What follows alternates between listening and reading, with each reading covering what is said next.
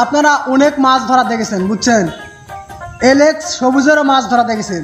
তবে আজকে আমি নতুন রূপে, নতুন বেশে, নতুন সাজে মাছ ধরা দেখাবো। আপনাদের এলাকাও এই জিনিসটা হয়তো বা আছে, তো আমাদের এলাকাও আছে। তো আমরা মাছ ধরা দেখাচ্ছি আপনাদেরকে। আপনারা দেখেন, এই খোলসুন, আমাদের এখানে নাম বলে খোলসুন।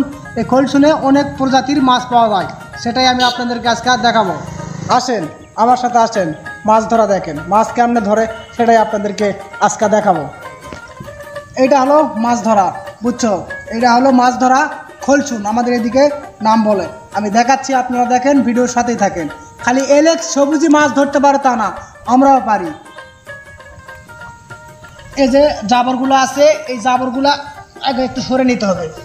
দুই সাইডে জাবর আছে, জাবরগুলো একটু সরে নিতে হবে।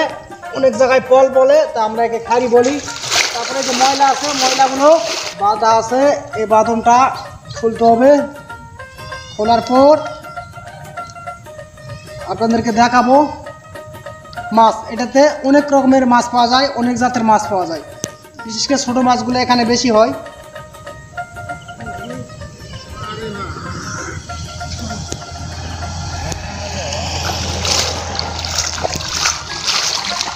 অনেক ময়লা পানিতে, ময়লাগুলো একটু রাস্তাগুলো সরে দিলাম।